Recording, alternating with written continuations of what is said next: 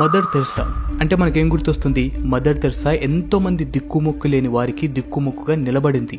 ఎంతో మంది రోగులకు మెడికేషన్ ఇచ్చింది. ఎంతో మంది అనాథలకు ఆశ్రమాల ద్వారా ఒక నీడనిచ్చింది. మదర్ తెరెసా అంటే ఒక హ్యుమానిటీ, ఒక మానవత్వం. Mother Teresa is great, that's why she called as mother. So mother Teresa అంటే మనకి ఇదే గుర్తొస్తుంది. నాట్ ఓన్లీ ఇన్ ఇండియా, ప్రపంచం మొత్తం చూసుకున్నా కూడా మదర్ తెరెసా అంటేనే ఒక మానవత్వం, హ్యుమానిటీ, దిక్కుముక్కు లేని వారికి ఒక అండ. సో ఆ విధంగా చూసుకుంటే మదర్ తెరెసా లక్షల మందికి దిక్కుముక్కు లేని వారికి దిక్కుముక్కుగా నిలబడింది. అయితే అదే లక్షల మంది చనిపోవడానికి కారణం కూడా మదర్ తెరెసానే. ఎస్, నిజం. ఎందుకంటే మదర్ తెరెసా పర్యవేక్షణలో, ఆమె ఆశ్రమాలలో ఎంతో మంది మతిస్థిమితం లేని వారిని చేతులు కాళ్ళు కట్టేసి ఒక చోట పడేసేవాళ్ళు.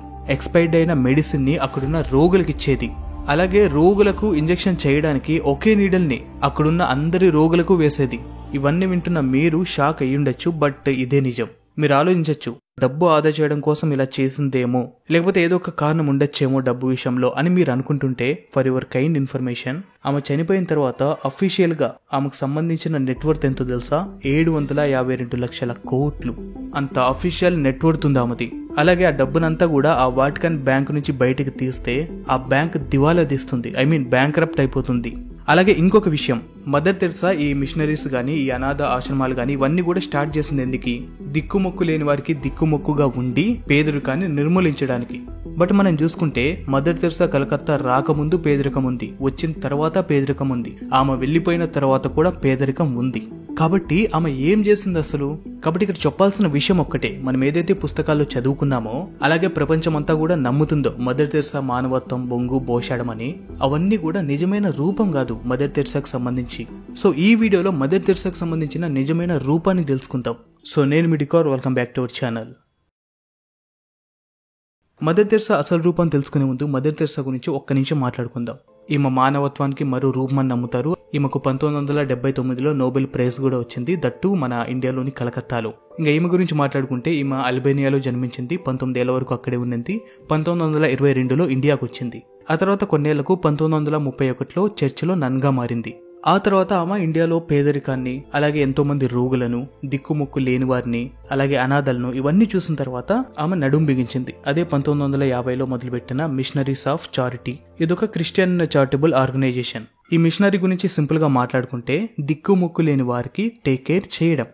అనాథలు, రోగులు, పసిబిడ్డలు, ఇలా ఎవరైతే దిక్కుముక్కు లేకుండా ఉంటారో వీళ్ళందరినీ టేక్ కేర్ చేయడం. వాళ్ళకి మెడికేషన్ ఇవ్వడం కానీ, లేకపోతే వాళ్ళకి అన్నం పెట్టడం కానీ, లేకపోతే ఒక ఆశ్రమంలో వాళ్ళందరినీ ఒక చోట ఉంచి వాళ్ళ బాగోగులు చూడడం కానీ, ఇవన్నీ కూడా. అయితే ఇంతవరకు స్టోరీ బాగానే ఉంది కానీ, నిజానికి ప్రపంచం ఏదైతే నమ్ముతుందో ఈమె ఈ పనులు చేసింది అని, బట్ అందులో చాలా వరకు వాస్తవాలైతే లేవు. నిజానికి ఇక్కడంతా కూడా షో ఆఫ్ ఉంది, అంతా ఫ్రాడ్ ఉంది, అంతా కూడా ఒక రిలీజియస్ సంబంధించిన ఒక పిచ్చి ఉంది. ఇవన్నీ కూడా నేను చెప్పట్లేదు, ఈ మిషనరీకి సంబంధించిన వ్యక్తులే ఓపెన్ గా వచ్చి చెప్పడం జరిగింది. అందుకు సంబంధించి ఈ సోకాల్డ్ మదర్ తెరెసా గురించి నిజాలు ఎప్పుడు బయటపడ్డాయంటే, డాక్టర్ అరూప్ చటర్జీ అనే వ్యక్తి, ఇతను మెడికల్ ఫీల్డ్ కి సంబంధించిన వ్యక్తి, యూకేలో ఉండేవాడు. సో ఇతను ఏం చేస్తాడంటే ఇండియాకి వచ్చాడు, కలకత్తాకి వచ్చాడు. ఎందుకు వచ్చాడు?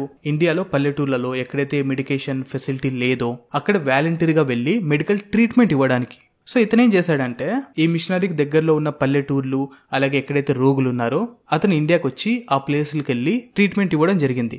అయితే అతను ట్రీట్మెంట్ ఇస్తున్నప్పుడు అక్కడ వచ్చిన ప్రతి ఒక్కరిని అడిగాడు, ఈ మిషనరీకి సంబంధించిన నర్స్ గానీ లేకపోతే సిస్టర్స్ గానీ ఇక్కడ వచ్చి మీ బాగోగులు చూసారా అని. బట్ అక్కడున్న ప్రతి ఒక్కరూ చెప్పారు వాళ్ళు ఏం చెయ్యట్లేదు అని. బట్ ప్రపంచం ఏం నమ్ముతుందంటే, ఈ మిషనరీలు ఏవైతే ఉన్నాయో అవన్నీ కూడా అందరి బాగోగులు చూసుకుంటున్నాయి, పేదలకు అండగా నిలబడుతున్నాయి, రోగులకు మెడికేషన్ ఇస్తున్నారు, ఇవన్నీ కూడా పాపులర్లోకి వచ్చాయి. బట్ ఇతని ప్రకారం ఎవ్వరు కూడా చెప్పట్లేదు మాకు మెడికేషన్ అందుతుంది, మమ్మల్ని చూసుకుంటున్నారు, మాకు సహాయం చేస్తున్నారు అని. సో ఇతనికేదో తేడా కొట్టి అక్కడున్న ఆర్గనైజేషన్ పైన ఇన్వెస్టిగేషన్ చేశాడు. ఆ ఇన్వెస్టిగేషన్ లో ఎవ్వరికి తెలియని నిజాలు బయటకు వచ్చాయి. నిజాలు కాదు, దుర్మార్గాలు, క్రూరత్వాలు ఇవన్నీ కూడా బయటపడ్డాయి. సో అవన్నీ చూసిన అతను ఒక్క సెకండ్ కూడా ఇండియాలో లేడు, వెంటనే యూకేకి రిటర్న్ అయిపోయాడు. యూకేకి రిటర్న్ అయిపోయి 4 న్యూస్ ఛానల్లో క్రిస్టోఫర్ ఇట్చెస్ అనే ఒక యాంకర్ కి అతను ఆ ఆర్గనైజేషన్ లో చూసిన విషయాలన్నీ కూడా ఓపెన్ గా చెప్పాడు. అంటే నేను మొదట్లో మీతో ఏవైతే చెప్పాను, ఆ ఆర్గనైజేషన్ లో జరుగుతున్న క్రూరాలు, ఘోరమైన పనులు, ఇవన్నీ కూడా ఆ యాంకర్ అయిన క్రిస్టోఫర్ ఇట్చెస్ కి ఒక ఇంటర్వ్యూలో చెప్పాడు. అలాగే మనం చూసుకుంటే ఈ క్రిస్టోఫర్ ఇట్చెస్ మదర్ తెరెసాకు సంబంధించిన మెయిన్ క్రిటిక్. అలాగే మదర్ తెరెసాకు సంబంధించిన డార్క్ సైడ్ గురించి ఎల్స్ ఏంజల్ అనే ఒక డాక్యుమెంట్ కూడా తీశాడు. మీరు కావాలంటే యూట్యూబ్లో ఉంది, సెర్చ్ చేసి చూడొచ్చు. సో ఈ విధంగా అక్కడ మనుషులపై జరుగుతున్న టార్చర్, అలాగే ఎన్నో భరించలేని విషయాలు బయటకు వచ్చాయి. అందులో భాగంగా మాట్లాడుకుంటే అక్కడ ఈ మిషనరీకి సంబంధించిన ట్రీట్మెంట్ హౌసెస్ లో అక్కడున్న పేషెంట్స్ అందరికీ ఒకే నీడలతో ఇంజెక్షన్ చేసేవాళ్ళు. ఎంత ఘోరం అసలు. అలాగే అక్కడున్న పేషెంట్స్ లో, రోగులలో చాలా మందికి హెచ్ఐవి లేదా ఎయిడ్స్ కూడా ఉండేది. కాబట్టి ఎవరికైతే హెచ్ఐవి లేదో ఈమె చేసిన క్రూరమైన పని కారణంగా హెచ్ఐవి లేని వారికి కూడా హెచ్ఐవి తెప్పించింది. అలాగే ఎక్స్పైర్డ్ అయిన మెడిసిన్స్ వాడేది.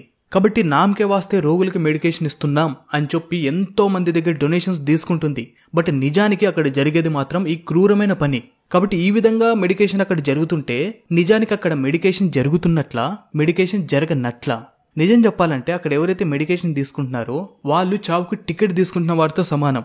ఇంతేకాదు ఆ రోగులకు ఎవరైతే వాలంటీర్గా మేము ఆ రోగులకు ట్రీట్మెంట్ ఇస్తామని ఎవరైతే ముందుకు వస్తున్నారో వారి బ్యాక్గ్రౌండ్ కానీ క్వాలిఫికేషన్ కానీ ఎవ్వరు కూడా చెక్ చేసేవాళ్ళు కాదు. అంటే నామకే వస్తే నేను ఒక నర్సుని, నేను ఒక డాక్టర్ని అని చెప్పేసి ఆ ఆశ్రమంలో వెళ్ళి ఆ రోగులకు నేను ట్రీట్మెంట్ ఇస్తా అని చెప్తే చాలు, వితౌట్ చెక్కింగ్ లేకోకుండా ఓకే ట్రీట్మెంట్ చేయండి అని చెప్పేసి పంపించేసేవారు. అదెంత క్రూయల్ అసలు. చెక్ చేయకుండా ఎలా పంపిస్తారు అసలు?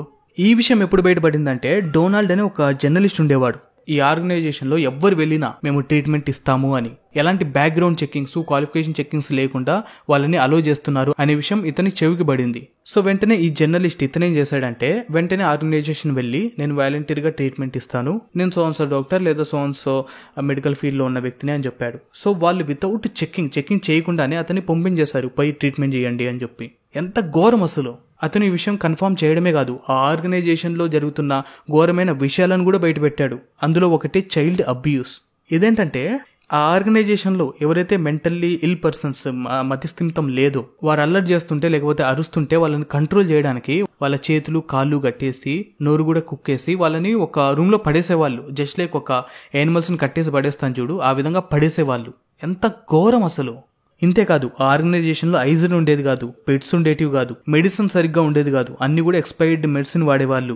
అంతేకాదు అక్కడున్న రోగులు స్నానం చేయడానికి కనీసం ఈటలైనా పెట్టియండి అని ఆర్గనైజేషన్ వాళ్ళని అడిగిన ఆర్గనైజేషన్ హెడ్ ఎవరైతే ఉంటారో వాళ్ళేం చెప్పేవారంటే, జీసస్ కి ఇలా ఈటల ద్వారా వేడి నీళ్లు చేసుకుని స్నానం చేయడం ఇష్టం ఉండదు, కాబట్టి ఈటర్లు పెట్టడం కుదరదు.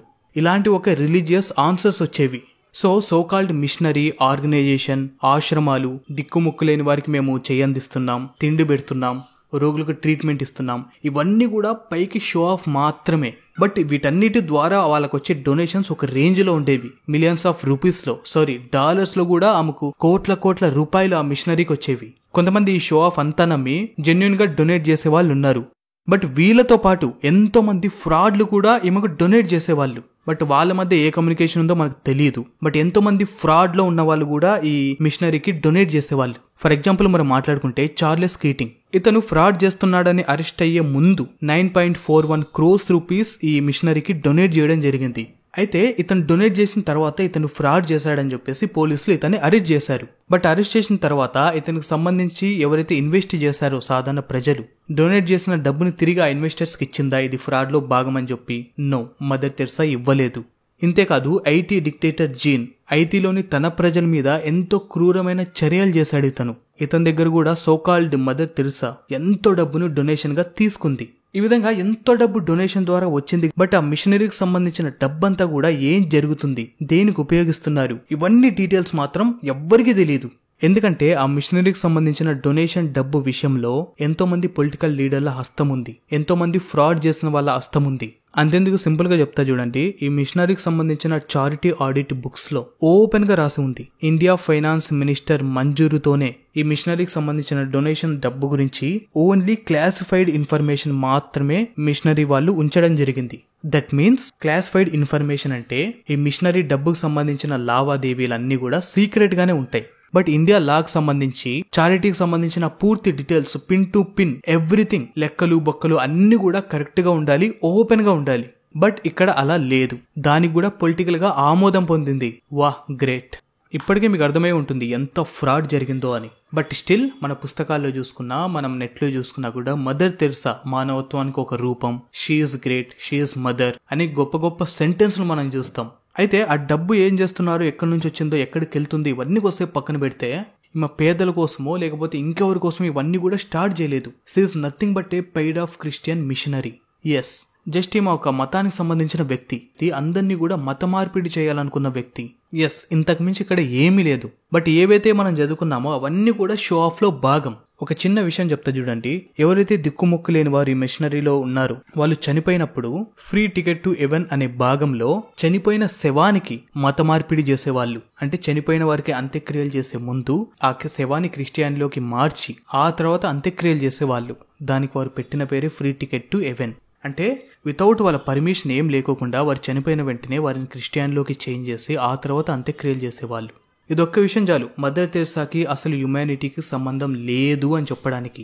అలాగే మదర్ తెరెసా ఏమని నమ్మేదో తెలుసా? పేదరికం అనేది ఒక అందమైన బహుమతి, సఫరింగ్ వల్లే ప్రపంచం బాగుపడుతుంది అని నమ్మేది. దీన్ని రిలీజియస్ పిచ్ అంటారా లేకపోతే సైకోయిజం అంటారా? దీని గురించి మీరే చెప్పాలి. మదర్ తెరెసా రోటీ కపడా మకాన్ అంటే తిండి, ఉండడానికి ఇల్లు, అలాగే కట్టుకోవడానికి బట్ట ఇచ్చింది, ఇంకేం ఇవ్వాలి అనే వాళ్ళు ఉన్నారు. బట్ ఒకటి గుర్తుపెట్టుకోండి, అవే కాదు కదా. నువ్వు ఒక రోగి అయినప్పుడు నీకు రోగికి ట్రీట్మెంట్ ఇవ్వాలి, లేకపోతే ఇవ్వకూడదు. అంతేగాని ట్రీట్మెంట్ పేరుతో షో ఆఫ్ చేసి వాళ్ళని చనిపోయేలా చేసి వాళ్ళు చనిపోయిన తర్వాత ఆమె మతంలోకి మార్చి అంత్యక్రియలు చేయడం, ఇవన్నీ కూడా తేడా కొట్టట్లేదు. ఇదంతా కూడా నథింగ్ బట్ ఏ ఫ్రాడ్. ఇక్కడ రోటీ కపడా మకాన్ అనేటివి జస్ట్ యూజ్ చేసుకుంది. నేను ఇవన్నీ చేస్తున్నాను, నేను హెల్ప్ చేస్తున్నాను, నేను మానవత్వానికి మరో రూపం. బట్ నిజానికి మనుషులు చావడానికి ఆ రోటీ కపడా మకాన్ అనేది ఏమో ఉపయోగించుకుంది. ప్రపంచాన్ని నమ్మించాలంటే ఏం చేయాలి, ప్రపంచం నుంచి డొనేషన్స్ రాబట్టాలంటే ఏం చేయాలి అనే దాని గురించే ఈ రోటీ కపడా మకాన్ అనే ఒక ఏదైతే హిందీలో స్లోగన్ ఉందో దీన్ని ఉపయోగించుకొని చేయకూడని పనులన్నీ చేసింది, క్రూరమైన పనులు చేసింది.